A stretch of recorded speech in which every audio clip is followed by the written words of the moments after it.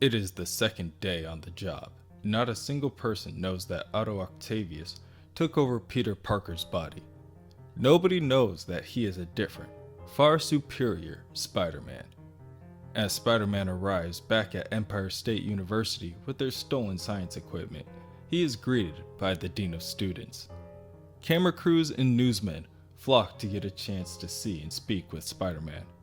This couldn't be going better for him if he had planned it himself, says Nora Winters, Daily Bugle reporter. The science wing happens to also be the Marla J. Jameson Memorial Wing. So, another special guest has arrived that would like to thank Spider-Man personally.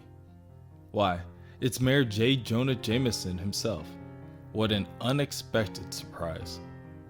Jameson tells Spider-Man that they may have had their differences in the past, but there is a slight possibility that Jonah may have been wrong about Spidey. Spider-Man actually is one heck of a guy. They shake hands and the cameras catch it all for the news stations to play. Elsewhere, Mary Jane and Carly Cooper share a small breakfast as they watch the news story unfold. As both of the women see Spider-Man shake hands with the mayor, they both have a deepening feeling of unrest. When did everything get so weird with Spider-Man? For Carly, it was just around the time she ran into Doc Ock. He said something to her, and she can't exactly talk about it because it all just sounds so crazy. Mary Jane tries to level with Carly, but ultimately explains that she and Peter might be getting back together. Later, as Otto arrives at lunch with that Watson woman, he realizes that things are certainly running smoother for himself as Spider-Man, and now it is on to Phase 2, a better life for Peter Parker. It all starts with Mary Jane. Everything's proceeding according to plan. Parker was a fool to keep such a ravaging creature at such a distance, a mistake that he shall rectify.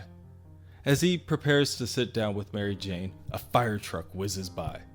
Otto tries to stay, but Mary Jane convinces him that he needs to save the day. Damn it, Otto thinks. Being Spider-Man is so inconvenient. He can see Peter's memories, that he puts up with this kind of thing all the time. There has to be a better way. Early the next morning, Uatu, another scientist at Horizon Labs, knocks beggingly at the door to Peter Parker's lab. He states that he needs Peter's assistance building some sort of childish contraption from some now outdated movie franchise. But never mind the noise. He cannot be distracted now. Otto is almost finished. Now, behold, his new and improved Spider-Bot. Otto eagerly shows his new assistant, the living brain, his invention, instructing the dear mechanoid to replicate his action and construct 800 more. Otto begins to chuckle to himself. Yes, this will solve his problem nicely. On his second attempt at a date with the Watson woman, when she brings up the spider patrols, he informs her that it is already taken care of. He has deployed digital spider eyes across all of his patrol routes. With a simple swipe on an app, thwip thwip thwip, city patrolled. Admittedly, Mary Jane is impressed.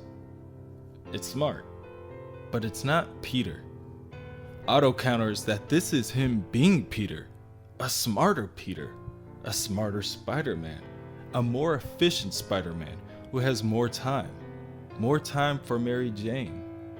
Well, he asks, isn't that what you always wanted? Doc Ock dating trial number 1. While Mary Jane did say yes to the date to the planetarium, and with his patented yawn and stretch move still in full effect, the results remained inconclusive. A simple peck on the cheek. Trial number 2, ballroom dancing. The results were disappointing to say the least.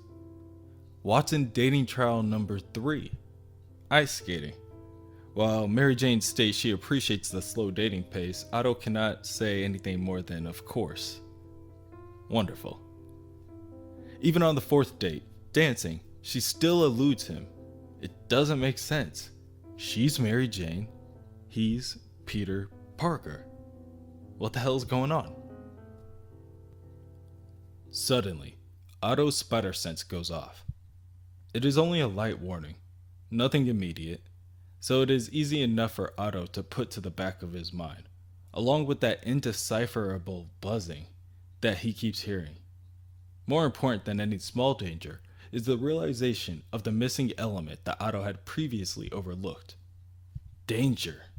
He takes Mary Jane to the roof of the club and easily convinces her to grab his hand. It's been a while, but they're going web swinging.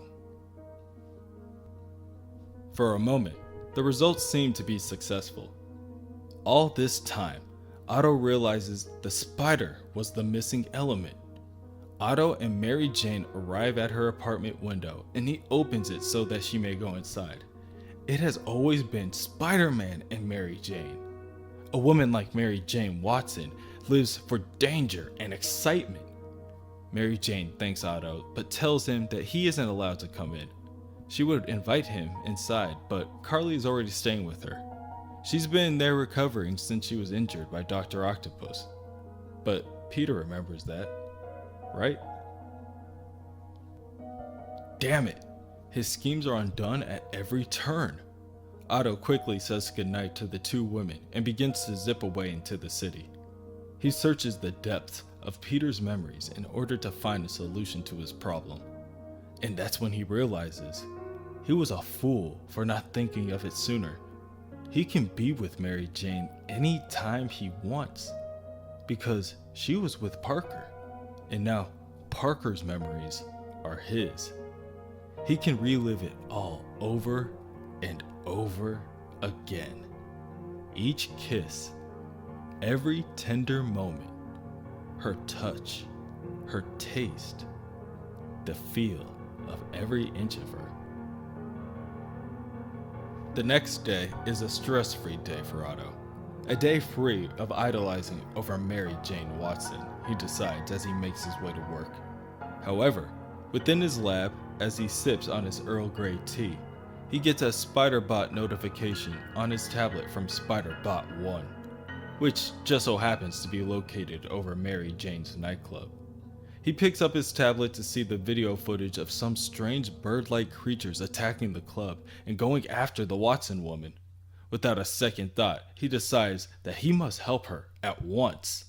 There is not a moment to lose.